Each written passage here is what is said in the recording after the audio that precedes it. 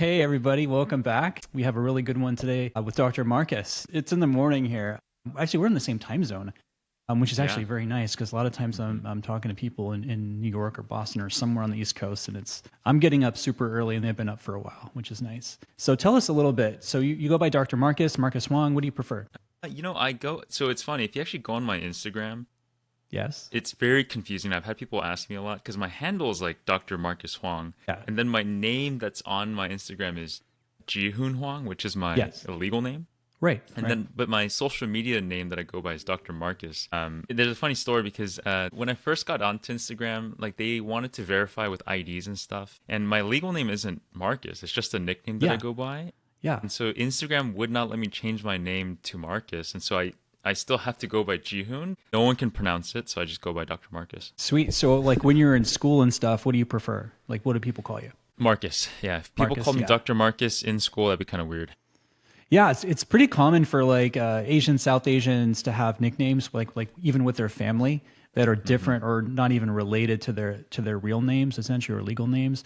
Like when I grew up, so my family still calls me this. It's my nickname growing up is Shelly, and I was like for the longest time I'm like, why'd you call me Shelly? Like a girl's name. I know there's a few dudes named Shelly, but for the most part, it's like a girl's name. And like my dad one day, I asked him like in high school, like, why do you name me Shelly? And he's like, well, there was an old poet named Shelley. I'm like, and I looked him up, like, that was his last name. He was like, oh.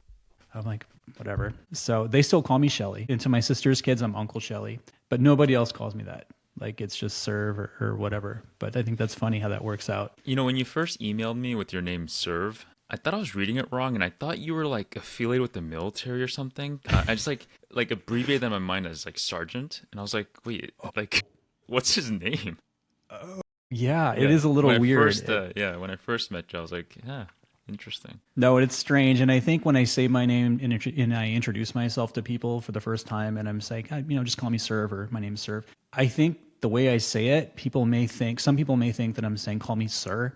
And so I feel like they're probably thinking, what a douche. Yeah, like a pretentious I always have to douchebag. clarify, serve, like, serve a ball, like, just so they don't think it's sir. Like, I'm asking them to call me sir, like I'm like Elton John or something. But yeah, so I think it's funny. And my last name, no one can really say. Like, it's Wahan, but I've had so many patients go, like, thanks, Dr. Wuhan. I'm like, no, it's Wahan. But yeah, thanks for coming on. And for people that don't know, I wanted to have you introduce yourself a little bit and kind of your background. And for those that don't know, they don't follow you on Instagram, which they should because you have a pretty cool account as far as educational stuff and clinical pearls. I think it's really, really cool.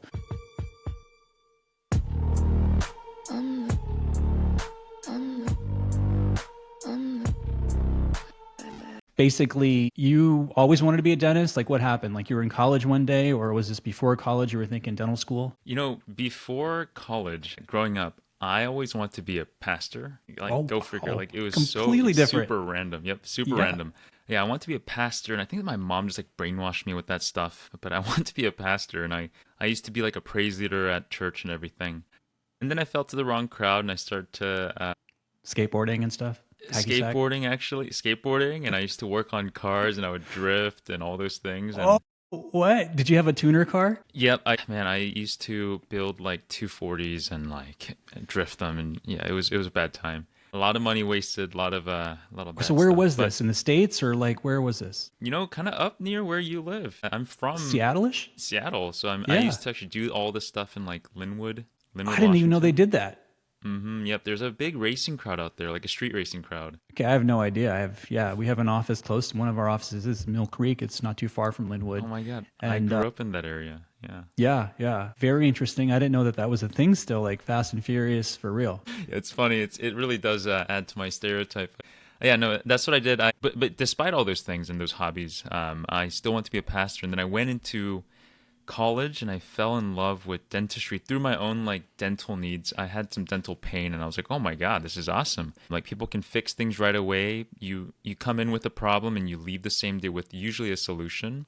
Right. And you get to work with your hands. And I used to work on engines, and so I Yeah. loved working with my hands. And so, college was then ever so more difficult because I had to get into dental school. Then I got into the University of Washington School of Dentistry. And then when I was at the UW, during my second year, up until my second year, I was all about general dentistry. I loved dentistry. I loved working on restorative and and just patient care aspect. And then in second year, typical to any oral surgery resident, saw a down fracture of a Le Fort, and I was like, this is for me. This is in dental school?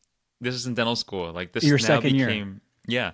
Yeah, I And did the now I was same like, thing in dental school. Like I saw something, I'm like, I did the rotation. I'm like, yeah, this is what I want to do. I wasn't like super happy and like, this is okay, but it wasn't like yeah. amazing. Like It's on dentistry. everyone's residency application, like the down fracture of a Le Fort. And that was me. And yeah, in second year I saw that and I just was like, this is more consistent to what I like. Bigger Yeah, things. I like working on bigger engines and such. And I was like, wow, sure. this is what I want to do. And here I am, a chief resident in my final year now, looking for work. Oh, that's right.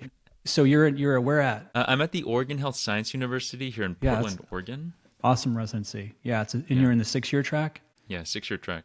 So when you first of all in dental school, when you're like, hey, I want to do surgery, and this is like your second year. So what was it like after that? Were you trying to like prepare for applying, or how did you do all that? Yeah, what's funny is during my first and second year, I was like, yeah, I want to be a general dentist and I don't want to specialize. And so I didn't focus too much on my class rank or grades. I just focused a lot on like my clinical aspect. And I was great at it. I had so much fun doing it, spent hours in lab. But then the moment I decided on oral surgery, I was like, well, there goes my social life. And you know, I was also working part-time during the time during dental school, so it was busy. Like I was shadowing a ton. I restarted the oral surgery club at our school. I became a co-president and co-founder with a colleague of mine, setting up events, going on tons of externships. I was really trying to catch up for those past 2 years that I missed out. Where did you go on externships in dental school? And that's all a I blur did now, two Serv, but my third year, and yeah, when I no, was in dental I school. did. I think I did 7 or 8. How can you even do that? They let you do that? That's cool. No, no. So I went on a lot of my vacations. I went Oh, to externships. There was one director in one of our rotations who was very supportive about specialties, and so he would let us take off for externships. I'm not sure if this is allowed, but he let us take off for externships with the return that we will make it up in a different way. So whether that's sure. giving a full lecture about something or giving like a multidisciplinary like course thingy, like he would just help us contribute to his course in that way, and we like made it up that way. So really fortunate at the UW that I got to have time off for all these different experiences because it really did add to my decision making down the line. That's awesome. Yeah, I mean that they let you do that. I actually teach at UW. I'm affiliate faculty there. I work with the dental students though, like the third and fourth years. Yeah. So I'm basically that surgeon in the clinic helping them out. Hmm. We have that little rotation. I think it's 8 weeks or something now. I'm not sure exactly, but they do oral surgery for 8 weeks, and then they'll have a faculty instructor. Usually it's volunteer, like we do, like affiliates. Come in, we talk about the cases in a separate room, and then we go back to D3 clinic and we see the patients essentially. So it's fun. I guess to make a plug for the dental school at UW, because I did my training there, I guess I'm biased, but having seen different dental schools and even, the one that I'm at right now currently, the oral surgery experience at the UW was, I think, phenomenal. Dr. Evans was great, and I love He's the still there. clerkship model. Yeah. I love that we have different affiliates come in, and you spend like an hour before clinic, and you really talk about every case. Like and they grill you. They make you talk about what you're gonna do, the medical history, and you present in front of everyone. And that was great as I transitioned into becing a resident. Like In that I had hot so room, much it's probably still the same room. yeah, But that tiny little dark room yeah, in that separate with building the next windows door. on the side. Yeah, Yeah, exactly. yeah. It's like the daylight basement. Hmm. It's super hot in the summer and just muggy. I imagine when we were during COVID, when I was there, like everyone was masked up in that room, and like it was just hot. I know. But it's the same kind of format. I'm one of those instructors. We've been doing it for a while, and so that's always fun. So yeah, I mean, so you got into the residency, but after you found out you liked surgery, you're like, okay, I need to start sharpening this up. Let me do some clinical stuff, and then tell me about like your path to like matching and stuff, and like the CBSE. Like, how do you prepare for that in dental school? Yeah, you can simply talk about all the stuff you need to do, but it's a lot because I don't think most dental schools set up their curriculum in a way where you have like block time to study for CBSE, which is equivalent to the USMLE, the med school exam that you take as a first year or first or second year, Which is so dental usually the schools hardest don't. one. It really is. It really breaks or makes the rest of the journey that you're on, and studying for that is tough. So after I decided to go into oral surgery, one, you have to boost your grades up, so that means study a ton, get all your exams, yeah, be top 10% of all your exams. Then you also have to be really good clinically because that also contributes to your scores. And then there's a couple more things you have to do. You have to ace the CBSE, so you have to spend time somehow relearning medical school and taking the CBSE on your own time, on your own with your own money, and It's then not even also relearning at that point. You're like learning a lot of new stuff on your own yeah, you're because you're learning not all even these in med different. school, right? Right. No, and fortunately at the UW we had med school. We took classes with the medical students, which was Okay, really so great you for had me. some classes that were combined in your basic sciences, like biochem maybe, or some other ones. Yeah, and because I had those medical school lectures, I got to meet other students and learn how they studied for the step one, and so I got to share resources with them and learn about those How do things. you study for that? Like, do you have any tips? Oh man. People study so differently. I'm just it's curious to see like because now there's iPads, there's computers in rooms. Like, how are people like really getting by these days? Like, what was your go-to? Yeah, it's interesting that you asked this question because I used to mentor a lot of people to how to study for this stuff back in my early residency days and late fourth year of dental school. But I realized that everyone has their own like technique or tactic that they've built up all the way up until that point. So I can't change that. So what I tell Right. them is focus on the method that really has worked for you up until now. Try out these other methods for maybe a couple of weeks, and if they don't work, just go back to your original method and just study that way because you really don't have time to like relearn a new study method and like try out spaced repetition or try out whiteboards or try out recording yourself and listening to yourself. But to give you more actionable things is the way I did it and what I added to my study routine was space repetition. So for me, I have terrible memory. I'm not that smart. My IQ isn't that high. But spaced repetition through apps like Anki Yeah. really helped reinforce ideas over time. So for people who don't know, Anki is a type of app that is flashcard based, but has an algorithm behind it where the cards will show up at intervals throughout the day or throughout the week or throughout the year, depending on how easy or hard you mark those cards. So, for example, a card might pop up today and it might show you again in 10 minutes if it was super hard. Or if it was super easy, it might push it out to like a month. And the more cards you stack, the more cards will be shown at different time intervals to help remind you at different times. I didn't know it did that. I looked at Anki, I think 7 or 8 years ago. Like someone had messaged me about it. Like, have you tried Anki? Like, I'm already a practicing surgeon and things. And I think this is back when I was trying to recertify. Now they don't make you take another oral or a written exam to recertify. But I did take one after 10 years of practice. I did recertify my boards. And at that time, there still was that written exam. And so like I did study for that, obviously. And so I tried Anki back then, and I didn't know that was a thing that it would just prompt you. And Anki, I think, are you using cards that other people make basically, right? Like you're using stuff that's already been published or you're making your own? Yeah, for the CBSE and for step one, there are pre-made decks. Right. I think the one is called Zanki that I use, Zanki. It's kind of easy to find somewhere on Reddit or something. It's free. Some generous student made it and I released mean, it to the yeah. world for free. And so what I did with that deck is that I would go through it. I would introduce myself to new cards every day. And I would get rid of the cards that didn't really work for me. So either I already knew it super well and I was like, I don't need to see this again. Or if the cards were written away, if the format was done in a way where it didn't make sense to me in my mind, I just got rid of it and I would make my own cards as I went. So are you saying you pretty much did that every day? Like you had them thrown on your phone every day? Yeah, so if you want a routine that I did for an example, so I used to, during dental school, I would work out every morning. So I would wake up an hour or two before classes started and I would go to the gym. And so I would go on the treadmill, or I would go, if it was a chest day or something, I would do it between sets. But Chest usually, and if I was on the tries? yeah, chest and tries, pushing full legs kind of thing. Yeah. But yeah, I would be on the treadmill, just going through, these cards. That's awesome. So you're getting through a lot just passively in a way, just getting prompted every day. And was that your main thing, or did you also do other things? Because I like note cards, and even the digital ones I think are good. I physically made note cards back then in dental school and stuff, and I still have note cards that I like. But you're using the digital ones, which is totally fine. But was that your main form, would you say? Or did you No, also do no. like review So books and like all that stuff? yeah, there are some undeniable resources that you have to use to prep for CBSE and Step 1. And I'm not paid by any of these people, and I wish I was. I'm not either. Please, yeah, So please pay me. yeah, so yeah, if you're listening, we're not getting any sort of for Anki nothing like that. We don't get Yeah, anything no, from these no people. kickbacks. I wish I did. But if you want to, we talked about it. But yeah, we could quit our jobs at that point. that would be nice.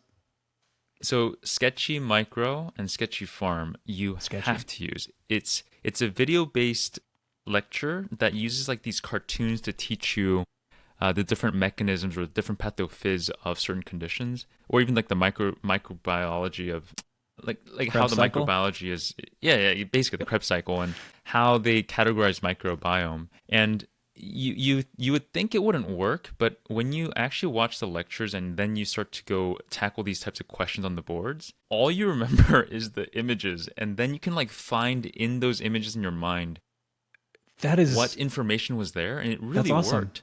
What's it And called? it's Sketchy Micro and Sketchy Farm. And are these apps on your phone? These are websites that Websites. have a app version, I think, or a Right. phone-based mobile version. It is quite pricey, but Yeah. I think there's like group bundle discounts and such. But really, you cannot avoid this resource. Like it is the best resource. And this is basic science mostly. Yeah, basic science. So no, not really basic science, microbiology and pharmacology. Okay. Yeah. So Yeah, the those are meaty ones. Pharmacology, physiology, biochem, all that stuff is super meaty. Yeah, and those are hard to memorize. Like it's not intuitive. These are very abstract concepts you're trying to take into your mind. You can't see microbiology with your naked eye. And so, yeah, these two resources were great. Other ones that I thought was very helpful is, of course, first aid. There's a book called First Aid, That's still and around. it That is was still back. Yeah, around. I And used that way back then. It's probably edition yeah, one back then, but I don't know. yeah, and the founder, I mean, the founder of that book updates it every year, and I'm sure he's making millions off of it. But it's a God, yeah, great I know. resource. It's a nice comprehensive overview of what you'll see in the exam. It's not the only resource you should use. And so to add to the knowledge introduced from the study guide of first aid, I used Boards and Beyond, which is a video-based, again, lecture from a doc, a very comprehensive, I would say, medical school replacement. He would go through every single topic in medical school in a very concise and a very straightforward format. And then the last one that I used was, what is it, pathoma? Which I don't think is that relevant nowadays. Pathoma back in my days was very good, very high yield. Everything you would hear from pathoma lectures, you would eventually see in the CBSE or the first Is this for step one. pathology or something? Anything? Yeah, it's for pathology, pathophysiology, and also surgical treatment or medical management. But I think nowadays the USMLE has caught on to how useful pathoma is, and I think they try to avoid what is taught in pathoma. So That's a lot of good resources right there. I know people study so differently, and so remind everyone. So you're doing all this in addition to all the dental school stuff you got to do. So this yeah, is in that's what the years what in dental school did you start all this to study year, in addition? like end of year two, like the back half end of year two, I was starting this stuff, and it's tough. There's really no easy way to do it. I mean, you had to give up social life. That's the first thing to go. Um, No more you drifting know, in Linwood. yeah, No no more more Alderwood drifting, nights, late Alderwood nights. running away from the security guards in the parking lots. Yeah, though those are times that I try not to think about in my memories. You're Yeah, studying a it's a lot. grind. It's a grind. Yeah, because you spent many hours, countless nights getting into dental school, and you're like, finally I'm in. And then You you can restart relax. studying Yeah. again for oral surgery, and you're back in the library until midnight every night. But you get through it. I told myself when I was, and for listeners or people who are considering, what I told myself is I'd rather grind for 1 year to get in now than to graduate, then take a non-categorical year and wait another 1 to 2 years, delay Yeah. my potential income, delay my potential career. I thought it was a good trade-off to just commit super hard that first year. It is. And did you go through like high school, college, dental school surgery without any time off? Yeah, yeah, Same I here. did. Yeah. So you're probably going to be like 32-ish or so by the time you're out. 33, it Yeah, depends. I'm But turning 32 next week, yeah, and then I'll be that's what I graduating. was too. Like by the time you're like, I was 32 and like I finished and I was like, now I can work.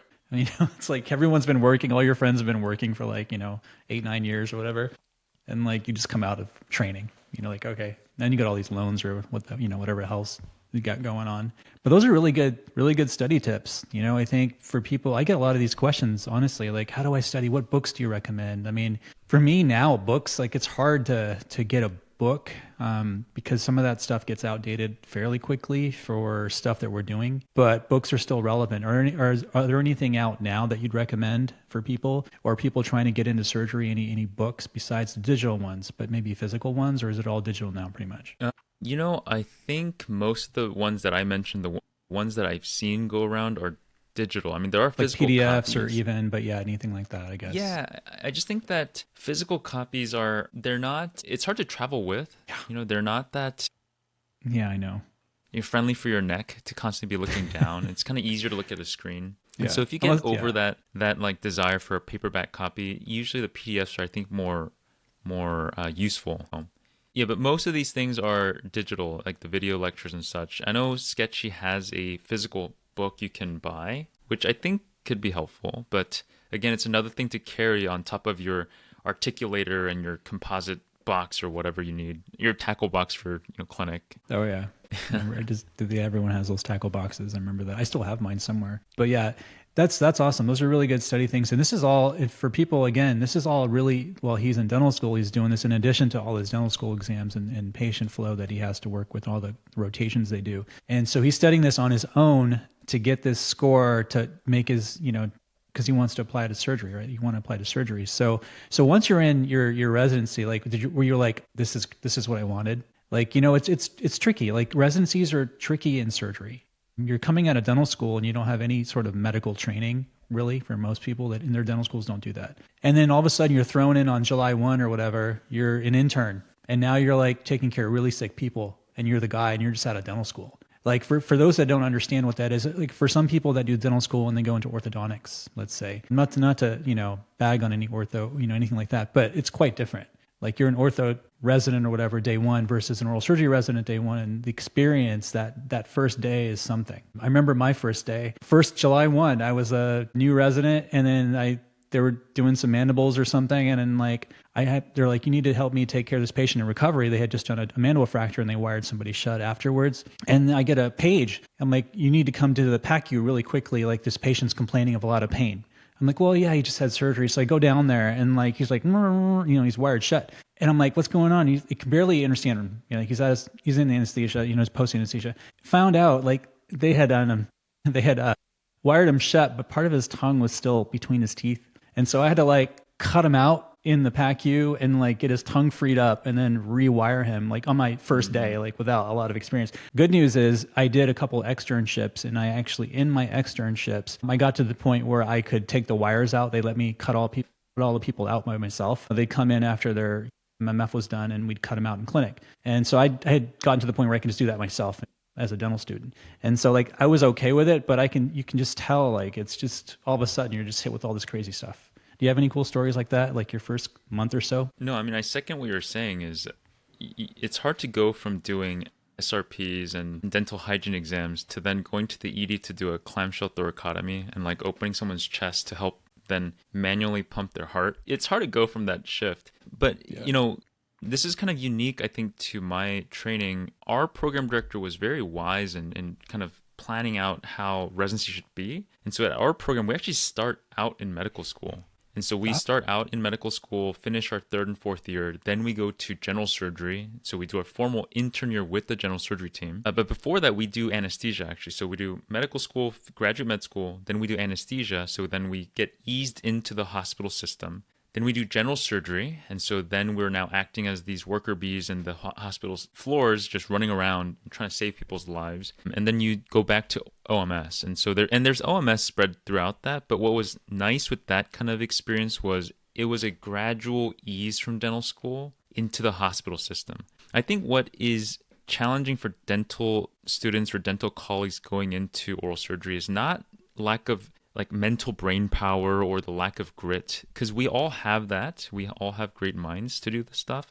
But one, it's the knowledge. And it's not even knowledge of medicine. It's more knowledge of how a hospital system works. And I think most residents have struggled with that because on July 1st, they're going from Axiom from dental school to now using Epic and trying to figure out how to even get lidocaine. I was going to just mention that exact same comment. When you were talking, I was thinking the same thing. You're going from Axiom to Epic.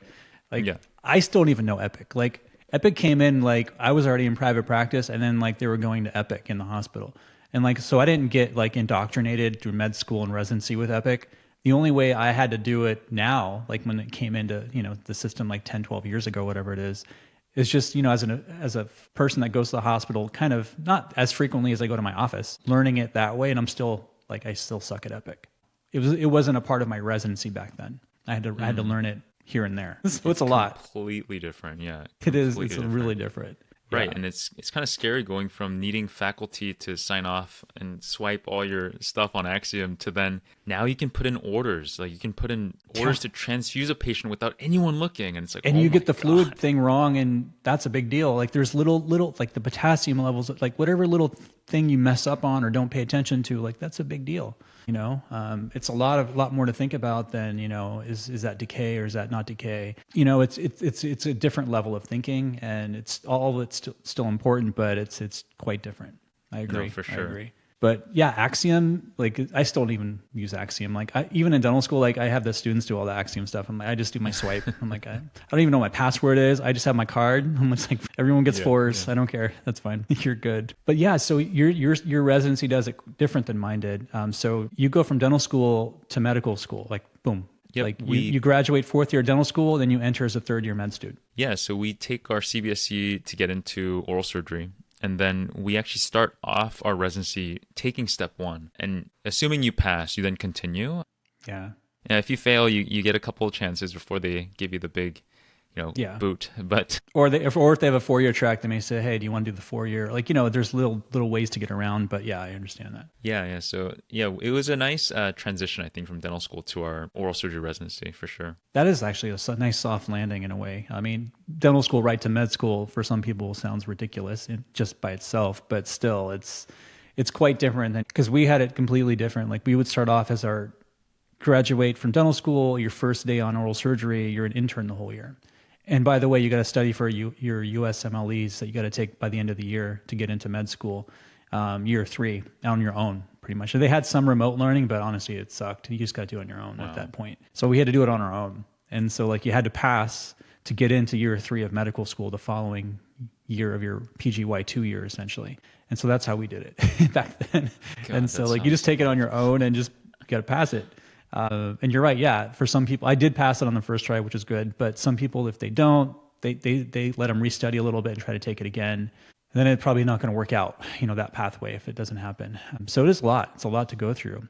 And I think, the applicants, now that I'm on the other side and I'm finishing up my residency, and I've seen many application cycles go through, and I've been on the interview committee and such. What I think people don't know starting out and as they apply is that these like cutoffs for CBSE scores and this whole like step 1 thing, it's not something that the program is really pushing on. It's the fact that you're part of a MD integrated program, that the medical schools are the ones who are saying, hey, we need this kind of score to accept your applicant. We need them to pass step 1 to, be part of our program. And I think people, when you go on Reddit forums and stuff, people are freaking out about scores. But I think now the trend, hopefully that we see, is medical schools will relax on the minimum required score, because I think the score is just to prove that you can pass step 1. It's not a measure of how smart you are, nor is it a measure of how great of a resident you'll be. And I think that gets a lot of applicants discouraged. They get discouraged when they get a bad score, or they get a 70 so and the their CBSE friend got is a not 92. Pass fail? It's not pass fail. It's still a score based. Okay. Test. But the USMLEs are now pass fail. The step 1 is pass fail, and then step 2 I believe also is pass fail. I might be wrong on that one. No. Step 2 is not pass fail. The step 2 is now what matters for specializing after medical school. Yeah. Okay. Yeah, it's a lot of testing, man. I mean, I'm so happy. Like now, like I've gone through all that testing through dental school, medical school, and beyond, and now even for me to sit in a 1-hour CE lecture for having a steak dinner or something is really hard.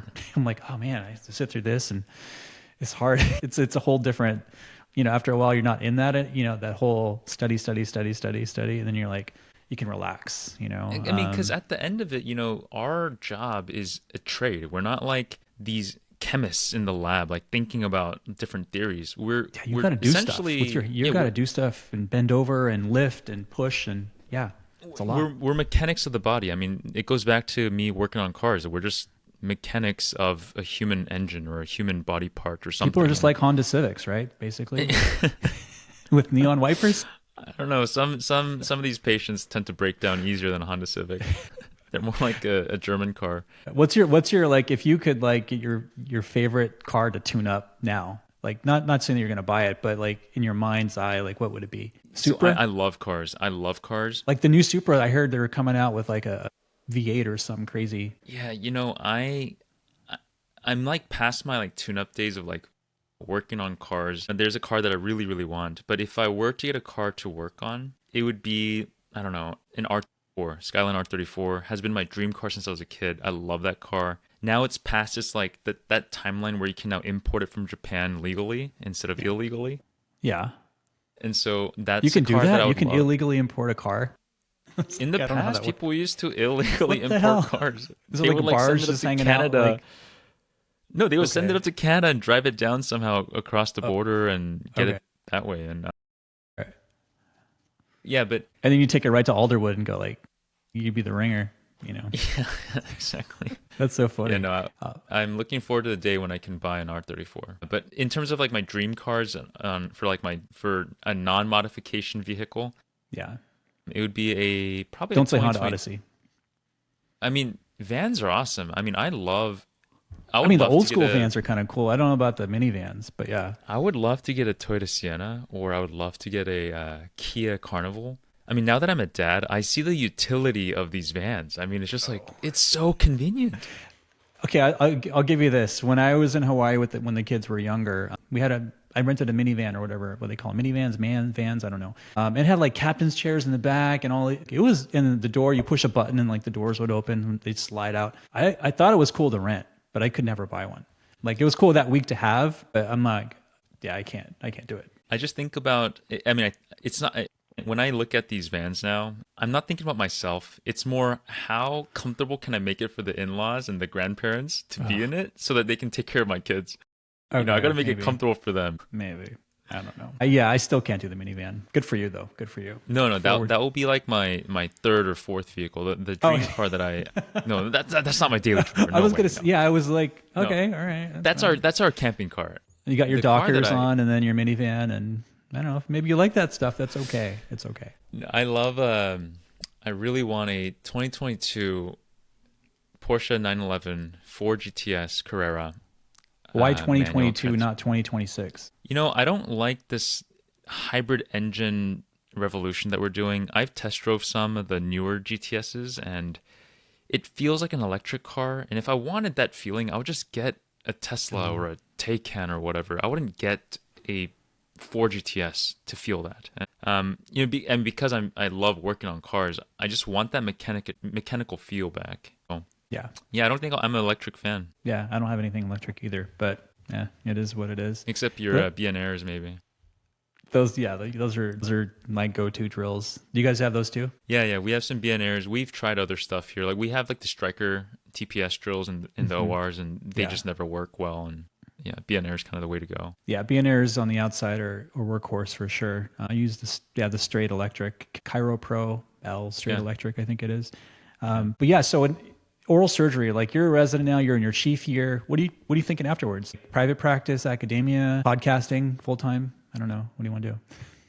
Yeah, if I podcasted full time, I think my wife would leave me because of the lack of income I'll generate. There's like zero. I mean, there's like negative income. I get it. For the time you It's put funny. in and do all this stuff, it's not. Yeah, at this point, it's just creative outlet. Really, is what it is. I tracked how much money I made from Instagram because I actually made money, Yeah.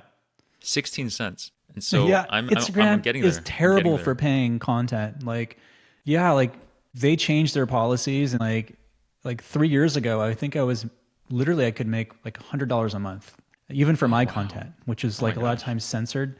And then they completely took it all away and they tried to bring it back like a year ago. Now I think I get these emails like your Meta account has a payment coming, and I look at it and I'm like 12 cents, 6 cents. I'm like, you're paying me 6 cents, like in a statement. And like Yeah.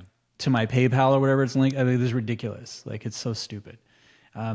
My content, like a lot of my surgical content, whatever it is, it's just, they're not going to pay that, for that kind of stuff. Even though it gets views or not, they're just like, well, we're not going to pay it. So that's how they work. Instagram sucks that way. That's why I prefer YouTube, but I don't make a lot of money on my socials. It's really like for the time and work you put in to do all this stuff, it doesn't Oh, even it's add up not right worth now. it at all. It's No. not, no, not at all, not at all.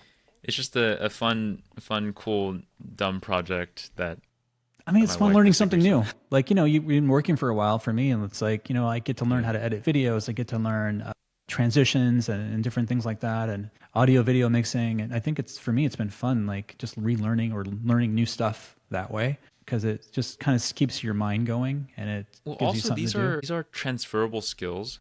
I think podcasting, dealing with audio, filming. I mean, when I got into this stuff, it really translates to other stuff. Like, I mean, you go on a family trip, you know now how to make a vlog out of it. You know how to mess with True. audio. Yeah. You know how to mess with lighting. I mean, these are things that you don't think about as an oral surgeon, but you have to as you start doing this stuff. I mean, yeah, getting a good framed shot. Like, when I'm doing my surgery videos, I wear a head camera.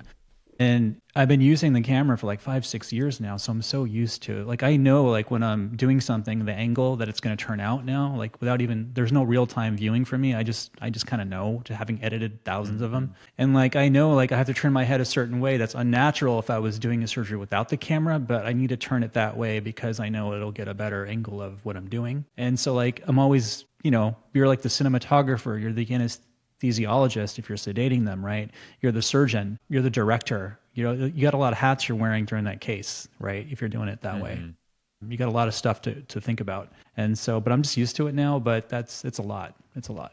Yeah, So I think that's great that you say that for a lot of the, I guess, listeners who are early in this journey towards oral surgery or dental school, whatever. A lot of the skills that you're working on, a lot of the hobbies or a lot of the jobs, they will bring returns in other ways. I mean, if let's say you're working as a barista during college or high school and you're like, this is never going to help me become a surgeon. But it actually does. Like, it teaches you how to talk to people in a normal way. It teaches yeah, you that some people or some customers are crazy and some customers are really, really nice, but you still learn how to maintain that professional tone, that poker face, and to avoid being fired.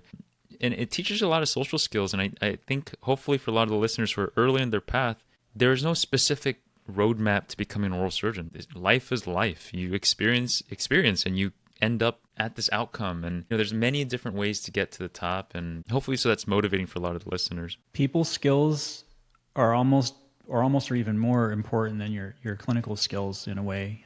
And I still think that's true. How you deal with people, you could be like a mediocre surgeon. Your people skills are 98%.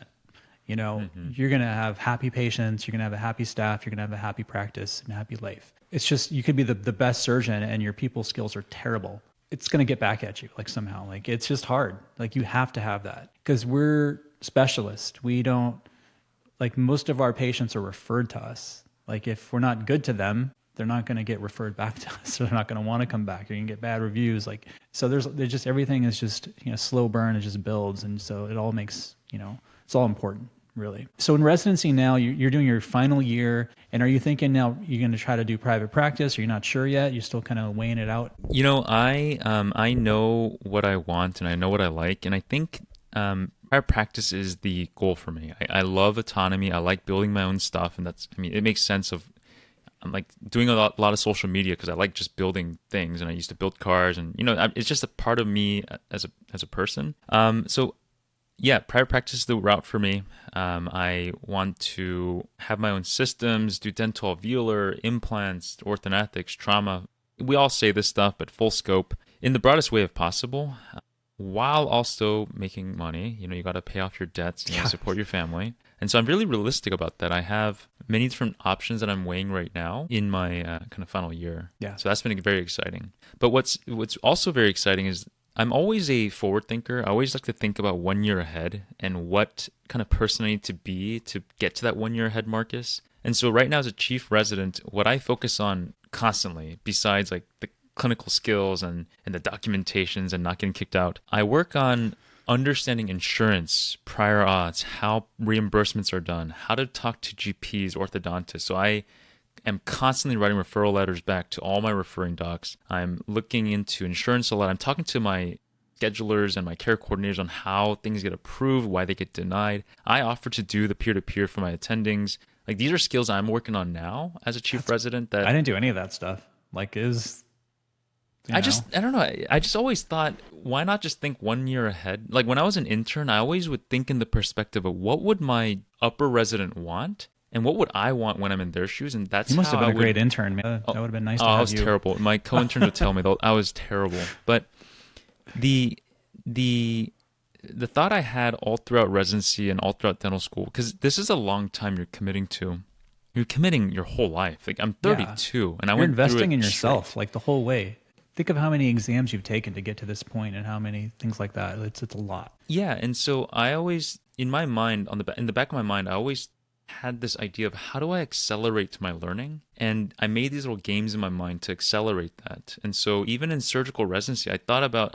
I honestly did think about a fellowship. I thought about So doing a did I. fellowship in cosmetics or orthodontic surgery, and circumstances turned out that I can't do that, and so I kept asking myself, how can I accelerate my learning so I can mimic a fellowship as much as possible during Right. residency? Get the most out of what's available to you in residency. And you guys in Oregon, I know they have fellowship there for a 2-year fellowship for head and neck oncology and microvascular. Do you have any interaction with them at all on cases? Oh yeah, so so we have two main sites in our program. So we have the OHSU hospital site, and then we have a different hospital called Legacy that's Right. um, The level one trauma. staffed by a private practice group, famous Dr. Dirks and Dr. Yep. Bell, and they were like the Yep. founders back then. And so when we're at the OHSU side, we work a lot with the ENT colleagues doing free flaps. We actually do the free flaps with them. We do the ablative and all that. But when we're at the legacy side, we are the head and neck service. We are the ENT over there. We do Hmm. everything head and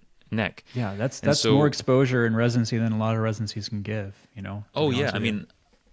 I mean, there was a joke that we used to make that we would do more free flaps as a fourth year than dental implants, which probably is true. But yeah, I've done so many neck dissections, trachs, free flaps over there. Yeah, I did a Whether that's, podcast a few months ago with Andy Baker, and he did his fellowship at Oregon in the oh microvascular. yeah, He's a good guy, and yeah, he's well trained from there. Like they do a really good job. yeah, and again, not to like scare off people from our program, but we do a ton of other stuff too. A ton of jaw surgery, a ton of dental implants, dental alveolar. I mean, it's just full scope in the broadest sense. And I think for me, thinking in always being a forward thinker, this was a great place to be for me to kind of learn how to be a fellow or learn how to think like a fellow, and as I prepare for private practice. No, I agree. It's a really good program, and you're definitely going to come out of there in good shape. But I wanted to thank you, man, for coming on. We didn't even talk about. I had another thing I want to talk to you about, is like DSOs and all that stuff. But I'm like, Yeah. there's a lot going on in the world, as far as Yeah. that goes.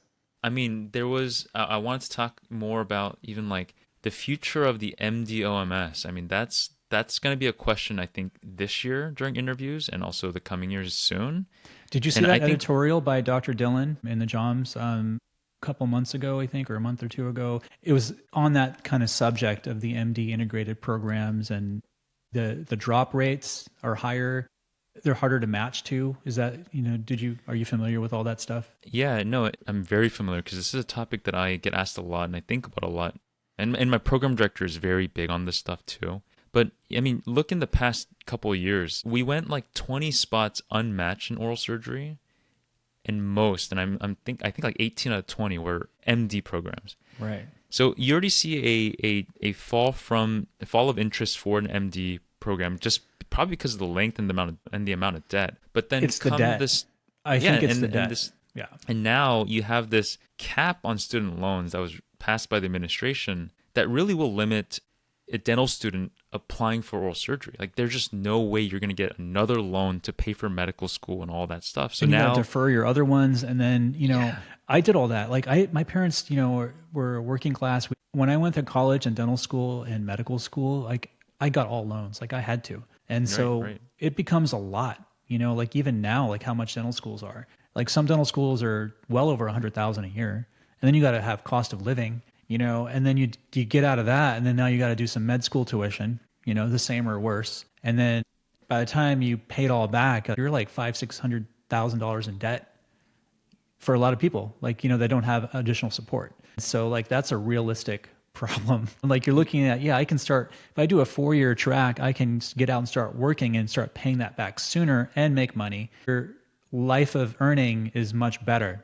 technically, right? No, It for is. sure. I mean, there should be a it's a red flag when one of the most prestigious OMS programs in the country, the most academically prestigious rather, when they are considering adding a 4-year spot into their 6-year curriculum because of this impending doom that we're facing. That should raise a lot of red flags for our profession, and our profession should really talk about this stuff like bluntly. Like, we shouldn't hide anything. Like, Yeah. is the MD part of our profession sustainable, and will it be popular enough among applicants? Probably not. And if that's the case in the next 10 years, what are we going to do? Are we going to get rid of our MDs? Are we going to go back to 4-year programs? And if so, how does that look publicly?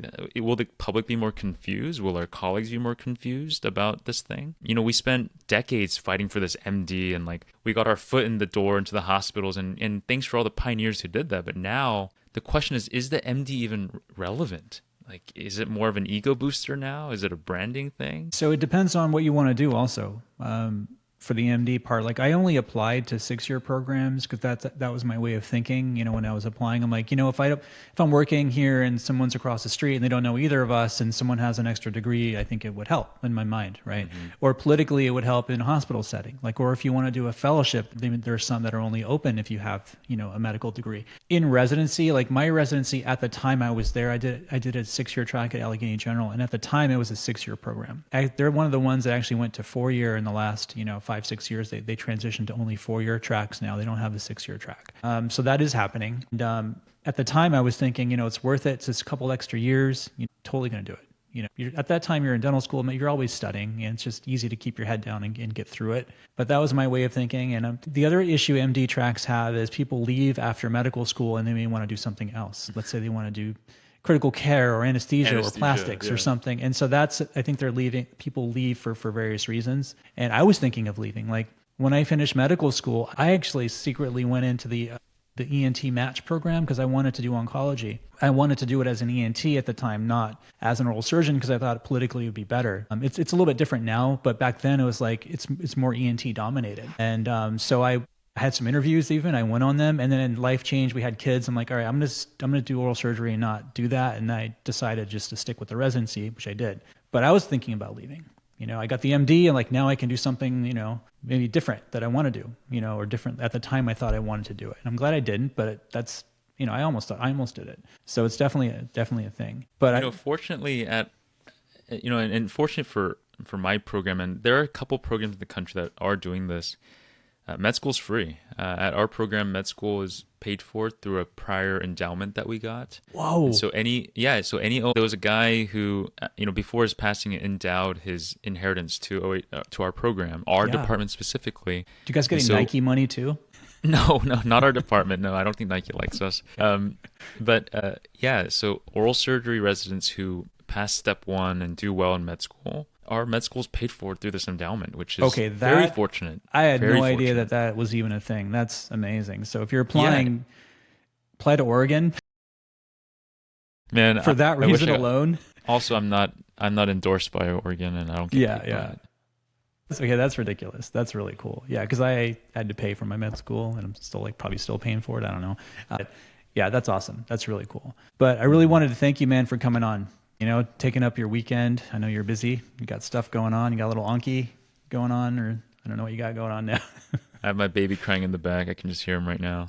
All right. Yeah, you got to do some daddy work now. So, all right. Yeah. Thanks again, Marcus, for coming on. I really appreciate it. Yes, of course, sir. All right.